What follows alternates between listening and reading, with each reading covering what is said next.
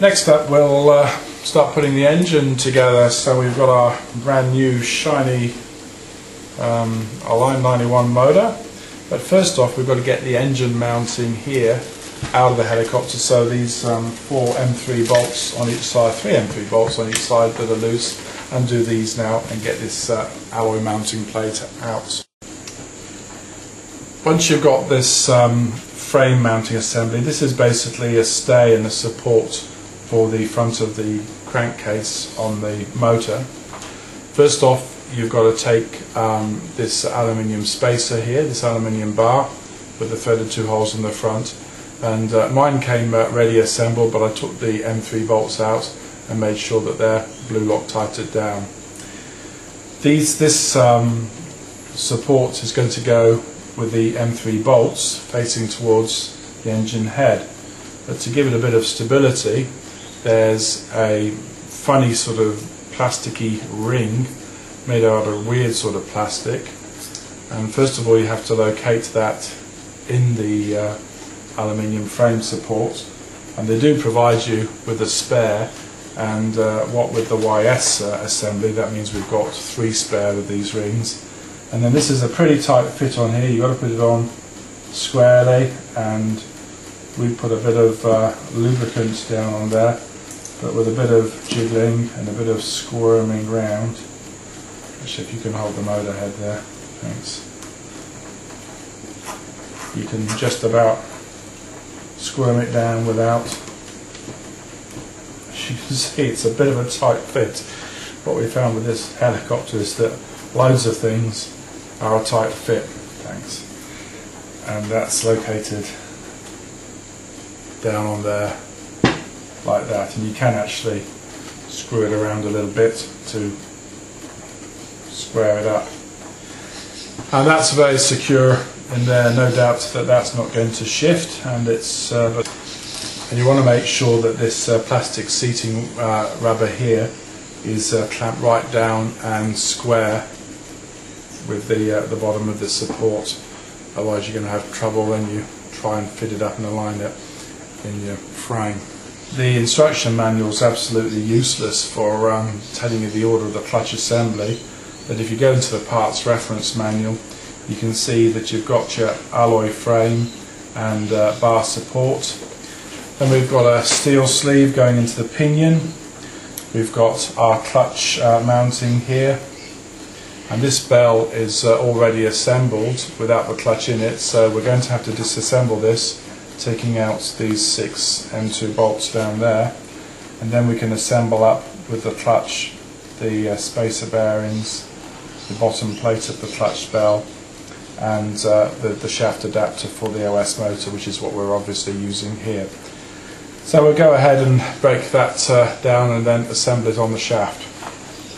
First off, you have to get the pinion down into this aluminium bell. This is a very fine thread. It's a left-hand thread, so it screws up anti-clockwise. I've screwed it down. I'm not going to unscrew it again there now.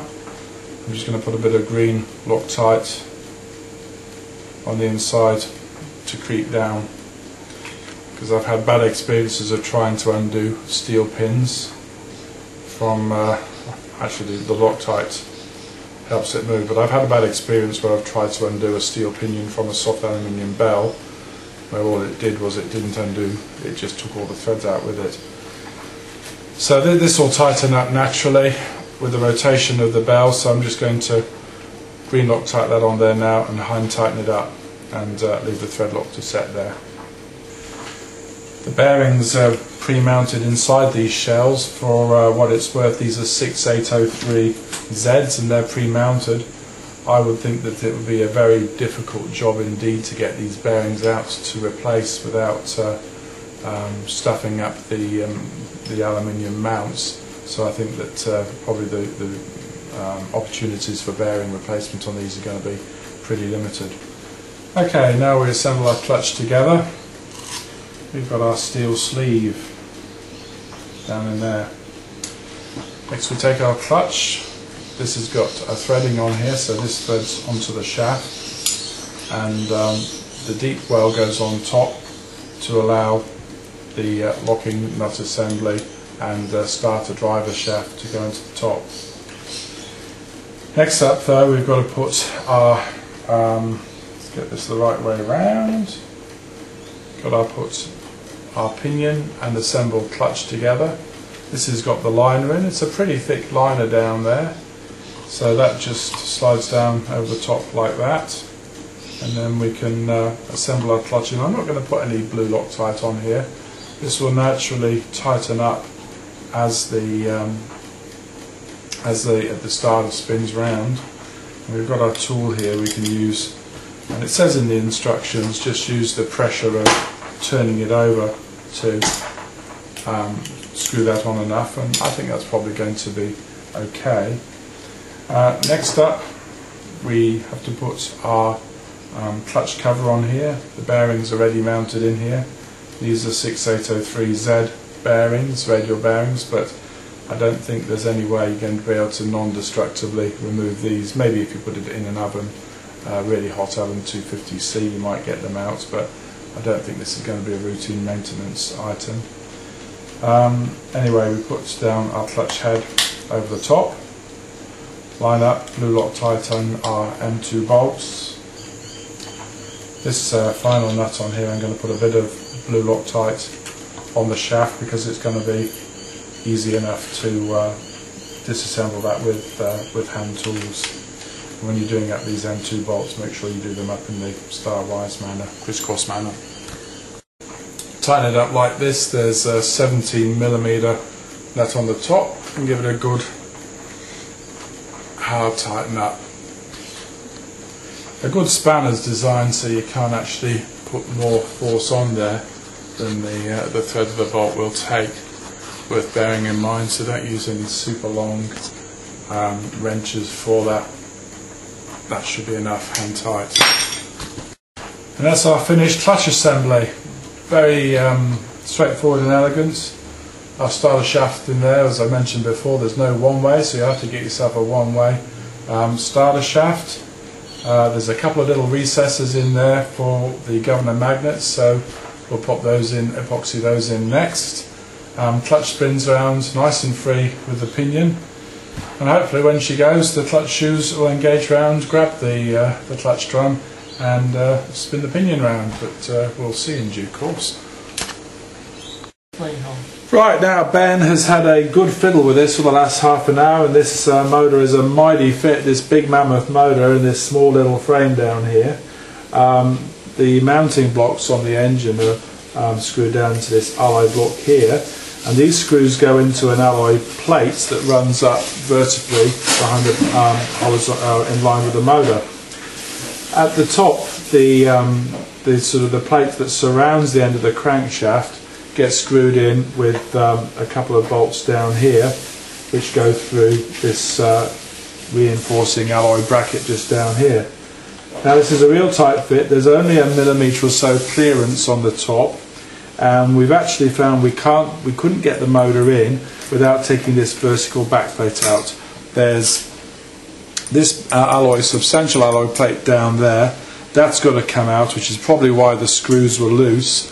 So you've got to loosen off these screws down there, and then you can get the heady in, and then you can slide up that backplate in and get the bolts. Now one problem we've come into is this is the basically the OS-HZ. It's actually the Align 91H, but we all know that that's the OS 91HZ, and that's got a slightly bigger carby, and I don't know whether this is a problem that this has been designed for the 91SZ or maybe the YS91, but we can't quite get the plate up here high enough to get the screws mounted because the hovering mixture, the mid-range mixture valve, needle valve just here is butting up against the carbon frame here. So we're going to have to Dremel out here about sort of about 3mm, 3 to 4mm of this frame here, and take the thing out and then load it back up again. So that's the key basically with engine mounting. Take the back plate out first, get the engine in, then put the back plate in, and just check for fit because you might need to Dremel away a few millimeters up here. Anything to add to that, Ben? Ben's nodding, shaking his head, so I guess we've covered it all. Okay, we're now just going to get the remove the engine here. So take out the M3 bolts into that alloy back plate. Do you need to take that mounting block off to get it out? Okay, that engine mounting plate's got to come off as well, so that's our M4 bolts there. Then do the other side and slide the sucker out. Here's our motor finally mounted in, secured by the M4 bolts into these substantial alloy blocks on the side, and then the M3 bolts into the alloy blocks on these 4 places, and a couple more M4 blocks into the side. We dremelled away just a millimetre or 2 of the frame here. This is really tough carbon fibre, I have to say. The sanding paper on the Dremel was catching fire from the heat developed, but that's just given us a millimetre or 2 millimetres of clearance there. There's tight clearance around the clutch here, but there is in fact probably 2 millimetres of clearance there, and that spins around absolutely fine. The last thing to do there now is there's a little bit of movement on that, as you can see, but fortunately those thoughtful compass people have supplied us with a further carbon fibre brace, which goes on the bottom, secured with M3 by 8mm bolts. 2 of them Loctited straight into that M3, into the alloy block down there, and still leaving plenty of access to get to the back plate if we want to put a sensor on. I guess if we're going to put an AR7100 sensor on, probably is now the time to do it before you put this plate cover on. And the other M3 by 8mm bolts are just secured with a couple of M3 nylock nuts to the tabs on this carbon plate that we installed when we put the gear in. So that's it, that's the motor mount. It was just a little bit of a fiddle. It's a very clever, very nice design. I have to say the heli looks very strange without a fan shroud there and a fan to see, but it's obviously going to be a pocket rocket, I would say.